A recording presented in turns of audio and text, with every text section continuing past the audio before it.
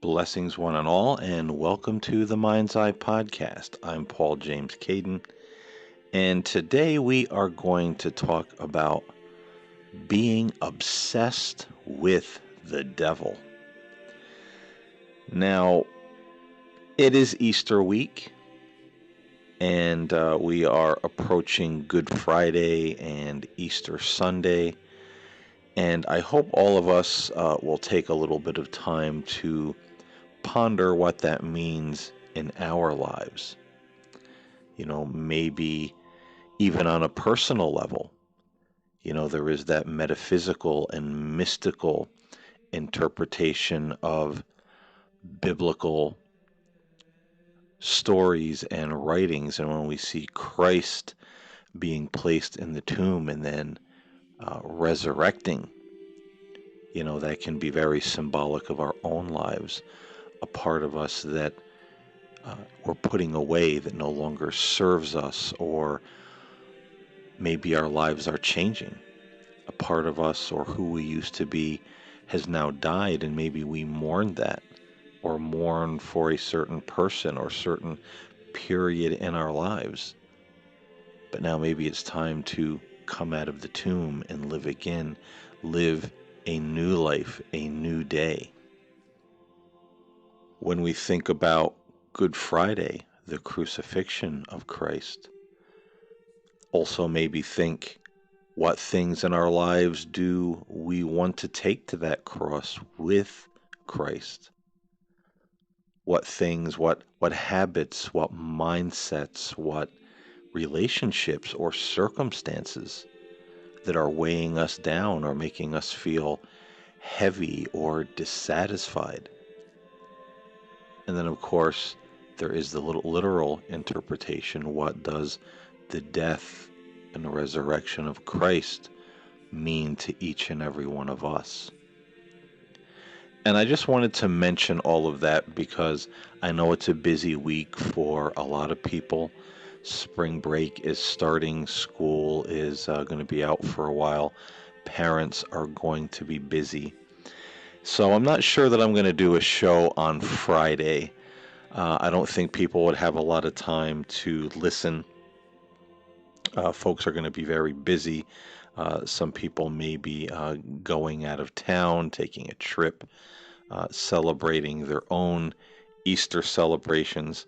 So I just wanted to make mention here about the Easter holiday, what it means, and for all of us to ponder these things in our lives and see what new heights it can take our thinking to, and inevitably our lives. And in a positive way, the resurrection is a positive thing. It's new beginning, it's new life, it's resurrection. It's coming out of the darkness, it's overcoming death and adversity. And that's certainly something we could all really think about this Easter holiday. Because, ladies and gentlemen, it really does seem to me that most of us in the world today, even those of us who claim that we are spiritual or religious or that we're devout Christians, we really seem to major on the negative and the dark. I heard someone say years ago, just when I had first come out of the fundamentalist movement, I heard someone say that they believed that most modern day Christians were actually undercover Satan worshipers. And I asked them why they thought this. And the reply was because they focus more on the devil than they do on God. And it's maybe a little humorous to think about that, but that person was absolutely right. Most modern day Christians are obsessed with the devil. And this, goes for a lot of Islamic folks as well. There are those who are not, but there are, of course, those who are always looking for the end of the world and, the deceptions of the devil, in the end times. And it really does go hand in hand, as I've spoken of many times in my shows, with a lot of this conspiracy talk that we have these days. Because now it's not only the devil, but it's the government, it's the media, it's the shadow government, it's all these people. And there's of course some truth to that, with governments having agendas and um, the things that they want to put in place, and they're not really thinking about you and I. These cabals, these globalists, uh, the ultra rich, the elites, as they call themselves, they're really looking out for themselves. No doubt about it. And you and I are expendable in many of their minds. But this isn't the time and the place to get into all of that. It's just to say that we've really taken that in a direction where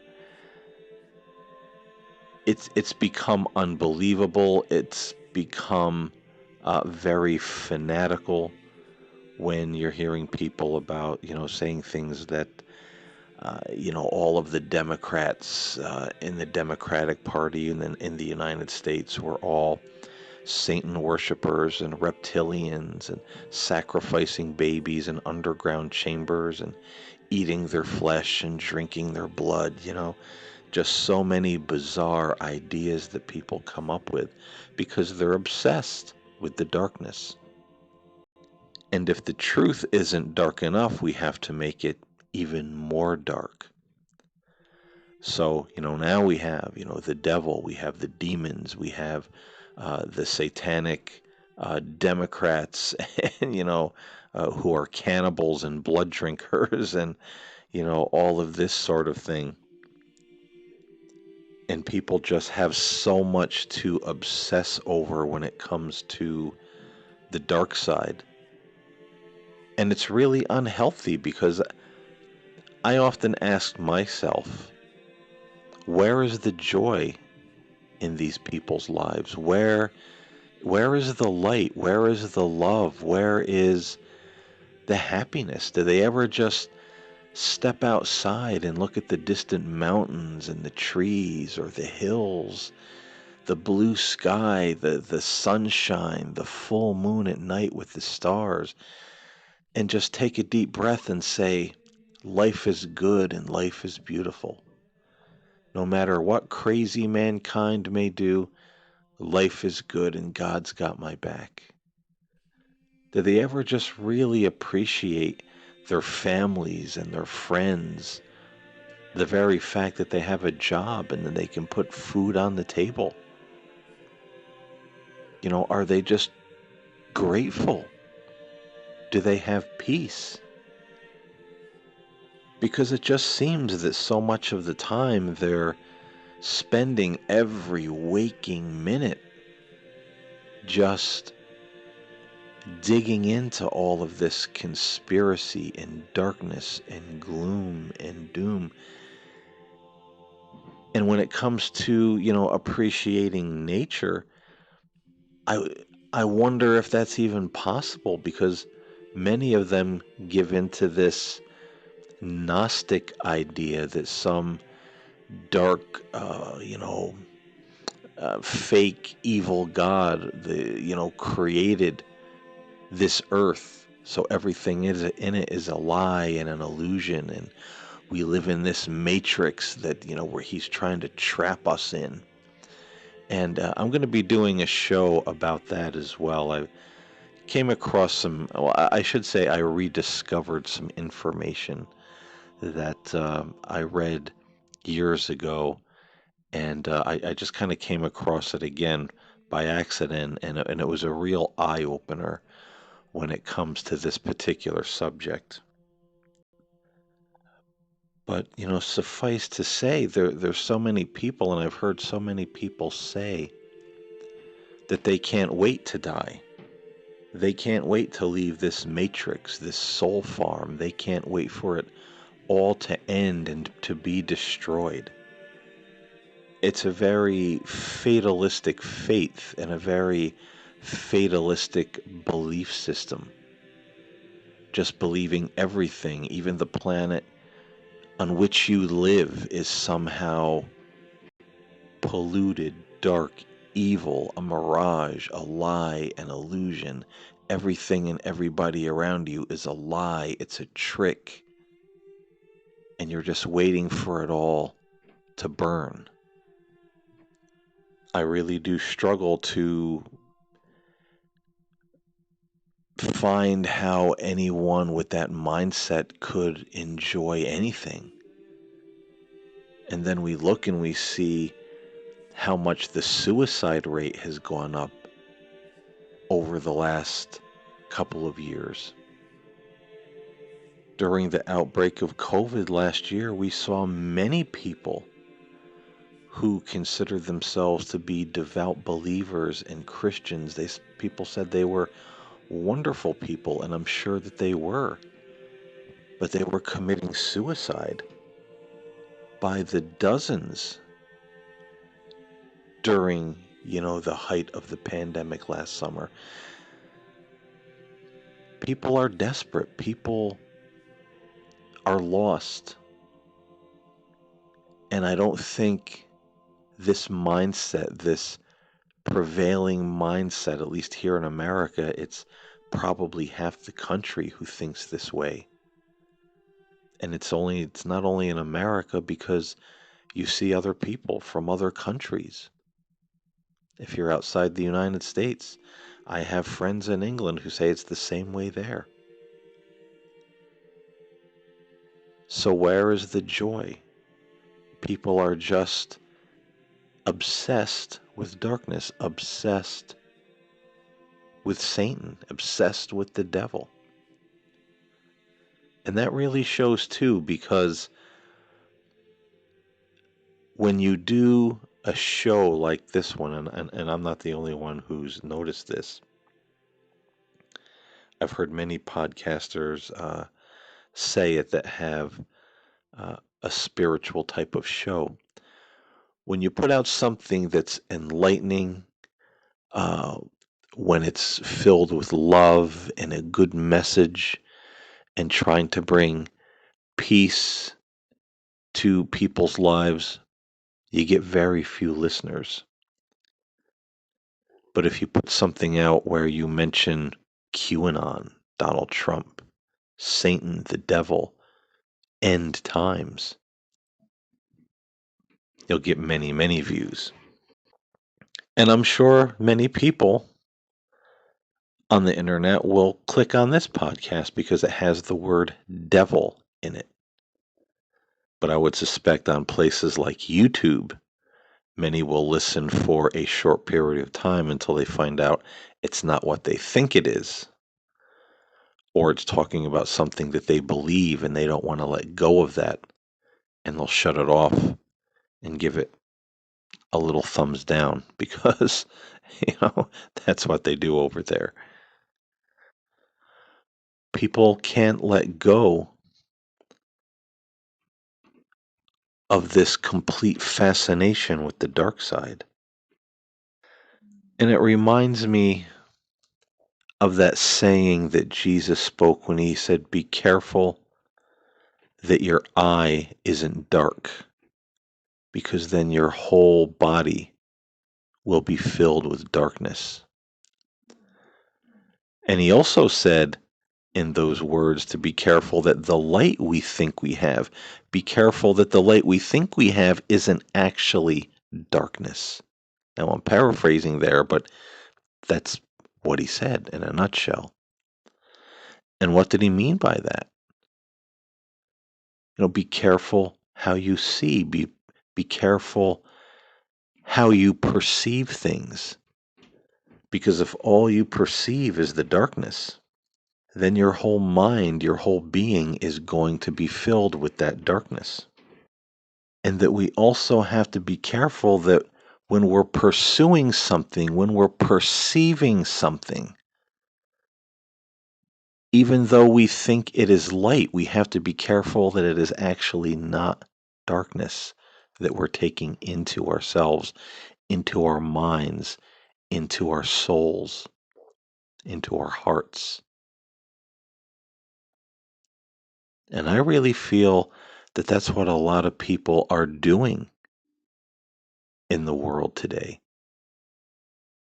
Because in perceiving all of this darkness, and many calling it light, they think all of this conspiracy and darkness and fear and treachery that they're constantly seeking out is actually truth, ultimate truth. It is the light, but it's darkness and it's filling them with darkness. Because look how angry, look how mean, look how defensive many of those people are. They're supposed to have the ultimate truth, the ultimate light that so many other people are ignoring or don't know, and all they can do is criticize and name call and condemn. How filled with hatred they are for people that believe differently than they do. So there's a lot of folks who feel that the darkness that is within them is actually light. And I wanted to just read that verse. It's Matthew chapter 6, verse 23. In the King James Version, it says, "But if thine eye be evil, thy whole body shall be full of darkness. And if therefore the light that is in thee be darkness, how great is that darkness?" So see, this really gives the hint that we can believe that what we are consuming with our spiritual eyes, we can perceive that it is light, but it's actually darkness that's filling our hearts.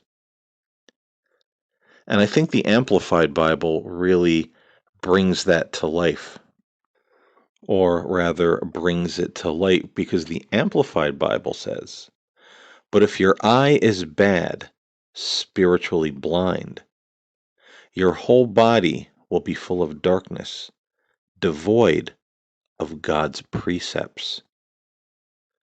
So if the very light inside you, your inner self, your heart, your conscience, is darkness, how great and terrible is that darkness?" I find it interesting how it says, if your eye is bad, spiritually blind, your whole body will be full of darkness, devoid of God's precepts. And a lot of these folks that are so obsessed with the darkness,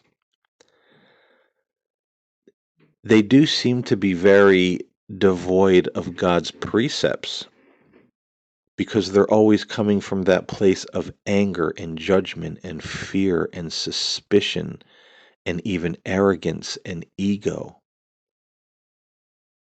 And let's remember the verse that we had in our last show on Monday that says, "He who does not love does not know God, for God is love."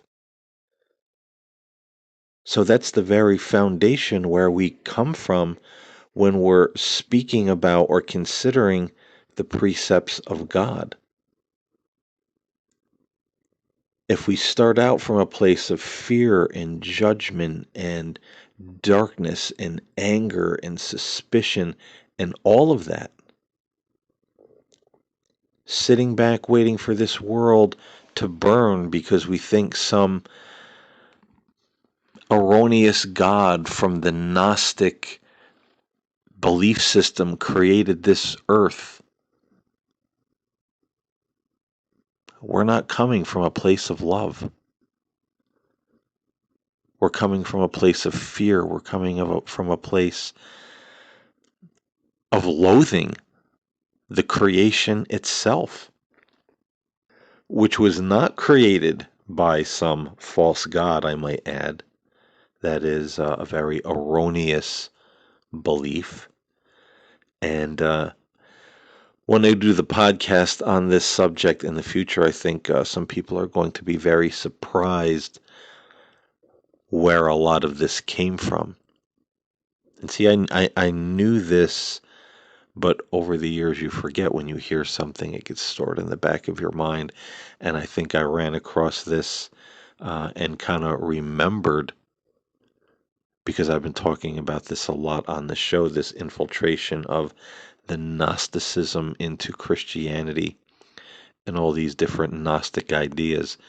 And here we have religious people claiming to be Christians believing in all of this. And wow, the source of from where all of this spiraled from is just mind blowing. It was to me anyway, and I'm hoping to do that show sometime next week. But believe me, ladies and gentlemen, this is not something